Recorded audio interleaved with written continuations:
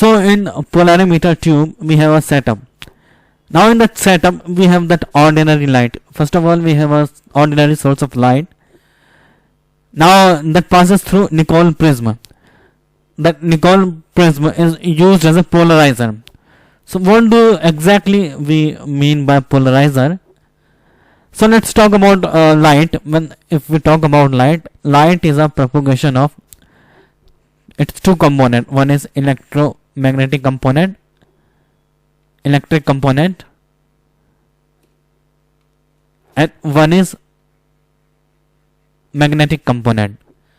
Now this waves, the wave which is the combination of electric field and magnetic field, when passes through that ordinary light, so it travels in all the directions. So that's why we name it as an ordinary light. So when we pass it through Nicol prism, which is working as a polarizer over here, so when it passes through Nicol prism, it propagates into a straight line. Okay, so it is a plane polarized light. So it's propagate in a plane. When it propagates in a plane, then we have put an optically active sample in a tube of length L. So here we have a tube of length L, and we have put in an optically active sample. So when this plane polarized light is going to pass through that sample, so over the period of time after passing it through the sample, it keep on rotating. Now how much it rotates we see by analyzer. If it rotates in a clockwise direction, then it is known as sign. We put the sign positive, or we use the term D before the name of that compound, whatever the compound, the solution we have.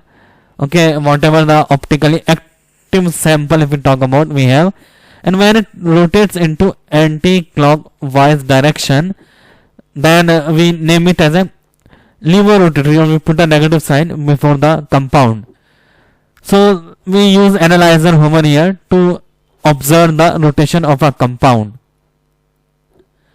Now we talk about a chiral compound, which we use unsymmetrical, and a chiral compound which we call symmetrical. So a chiral compound surely will gonna rotate the light, and a chiral compound which is symmetrical, which won't be rotating a light like a meso compound. And if we talk about DLN, there are a relative configuration, and we talk about RNS, they are absolute configuration we put before the name of an organic compound. So optical active compound means compound which is capable to rotate the plane polarized light. An optical inactive compound means which is incapable to rotate plane polarized light. So if a compound is capable to rotate the plane polarized light, we use the optically active sample. If they are not able to rotate, then we call it as a optical inactive. If we put a journal, the optical inactive solution, then the light will be passed like it was previously. It was a plane polarized light, a perpendicular light will be passing through. We will not see any observation, a different observation in analyzer. Now let's talk about alpha. Alpha is the observed angle. Whatever the angle we have observed, we call it as a alpha. And C is the concentration of the solution in gram per milliliter.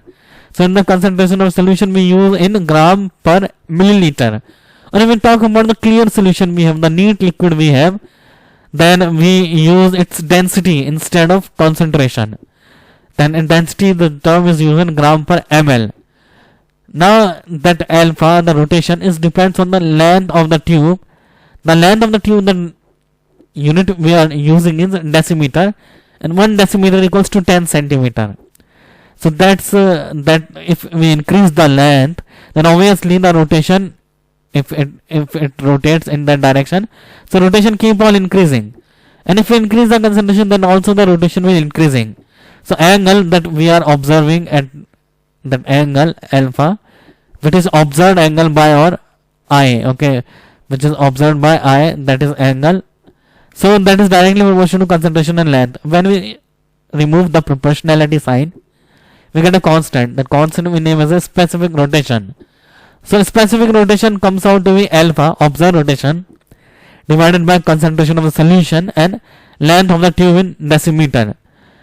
Now what is the definition we could give to this alpha specific rotation? We name it as a So it is a rotation caused by 1 gram per mm of solution and 1 decimeter length polarimeter tube at a specific temperature, and source of a light is known as specific rotation.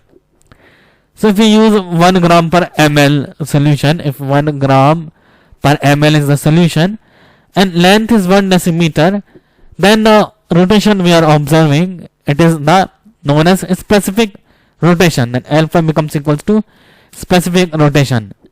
Now in terms, sometimes you could see alpha like this. It has subscript in written and superscript is also written. So whenever the subscript is written, like it has written D, so D means it is a D line of sodium lamp.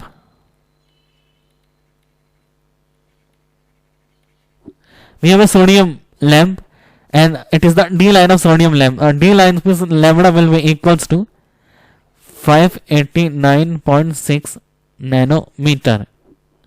So that is the lambda we will be using. Then represent the subscript. Subscript represent the lambda, the wavelength of that light we are using in our ordinary sample, ordinary light sample.